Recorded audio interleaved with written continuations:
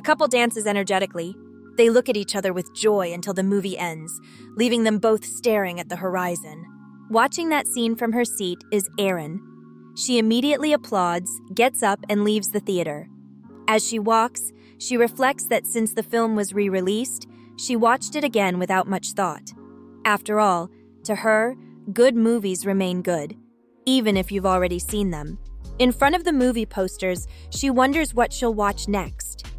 She questions whether she should pick something lively and whether she'll need background knowledge to understand it. After a few seconds, she concludes she'll just watch it. That's why she likes hanging around the cinema.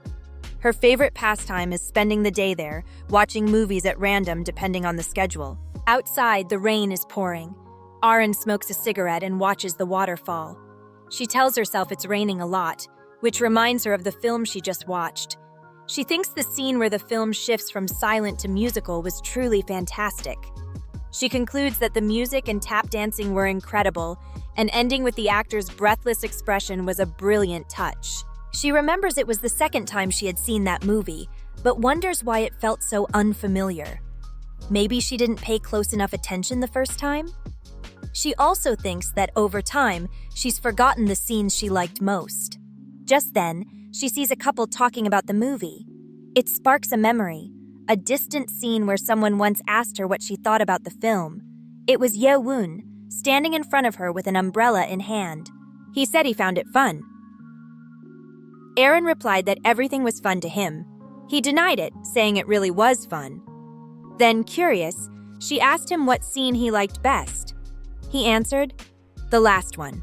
The blonde, with a playful smile, accused him of having slept through the whole movie and only watching the end. Ye-woon laughed, denying the accusation. Erin admitted that she also liked the final scene, that it felt like a perfect ending to the film. But that memory is brief.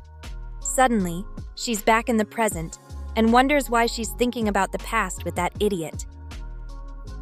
As she takes out another cigarette, she mutters to herself that he was right. There's no point in saying those things anymore. Because she didn't give her heart to Ye-woon, she rejected him, and it was all her fault. As she reflects, she realizes the rain won't stop. She checks her phone and wonders if it will rain all night, but looking at the screen, she concludes it's already late.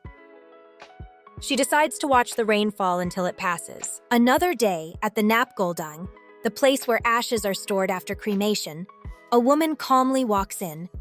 Upon arriving at her destination, she meets someone. The woman asks if she is Arun. The young woman turns around, looks at her, and greets her with a smile, recognizing her as Jisoo's mother. The lady is happy to see her.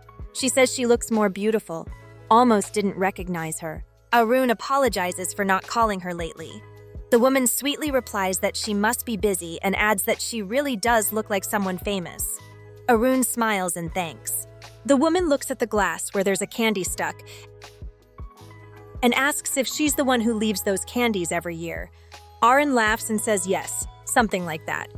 Jisoo's mother warns her that it's against cemetery rules and that she always struggles to remove them. Arun says that Jisoo loved them and used to eat them loudly in literature class. The lady, with a sad smile, replies that now there's no one left to eat them. They both stay silent for a few seconds. Then Arun asks if she wants to go out for a smoke. The woman agrees, and they leave the hall to sit under a tree. After a while in silence, the woman asks her not to come anymore after this year. Arun, surprised, asks why.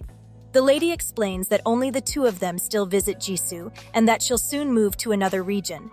At her age, it's hard to come. Arun offers to visit her at her home, but the woman says it's not necessary, that she now lives with her new husband. Arun asks if she's serious. The woman laughs and says it was just a joke. Then she gets up and asks her not to come anymore, to think of Jisoo once a year during this time. She reminds her that candies are not meant to be stuck or tossed, but to be eaten, chewed, or swallowed. She tells her not to obsess over Jisoo's absence and to live with the happy memories she has of her. She confesses that she tries to do the same, but every year her heart aches because of the stuck candies she finds. Before leaving, she gives Arun a piece of advice: to stop smoking. She says that with such a pretty face, she should only smoke when she's older, like her. She says goodbye, thanking her for visiting Jisoo every year. Alone again, Arin reflects that she didn't know candies would remind her so much of her absence. She confesses that her way of acting always ends up hurting someone. Meanwhile, at the cafe where Yoon works, he hands a blue lemonade to a customer. Just as he's about to return to the counter, someone says they want to order something. He turns around with a friendly smile and asks what they'd like. He freezes when he sees it's Arin. She greets him with a smile.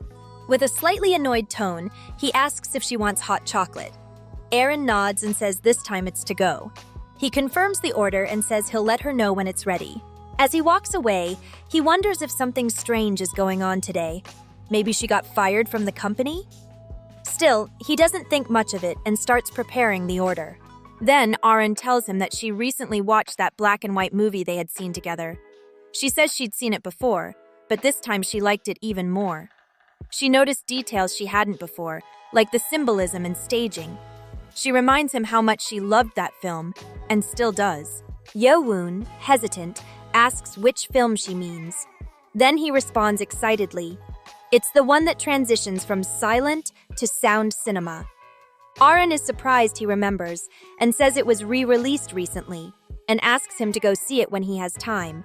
Watching it in the cinema is much better. He protests, saying he doesn't have time for movies, that he's too busy preparing to find a job and doing temp work. Arun smiles and says that at least today, he seems to have time to listen to her. He replies that if that's the case, he'll end up arguing with her again. She laughs and asks not to do that, saying goodbye and that she'll come back another day. Yoon, for his part, tells her not to come back. That night, Arin brushes her teeth, throws herself into bed, and gets ready to sleep. She remembers she should have had her last cigarette before brushing her teeth, but forgot. She knows she has to go down to the ground floor to smoke. Building rules. Plus, she rented a room on a high floor for the view, but the downside is all the stairs. Also, she'd have to brush her teeth again. She thinks if she doesn't smoke now, she'll surely wake up wanting one. She decides to have a quick smoke and then sleep like a log. While searching her bag, she finds a lollipop. It reminds her of her friend, and she wonders what's so special about that candy.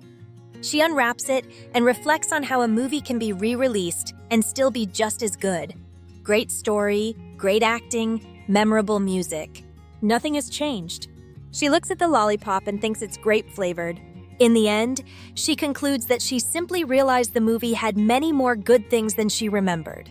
And she asks herself one last question, in a whisper, as the lollipop's flavor fills her mouth. Should she stop smoking?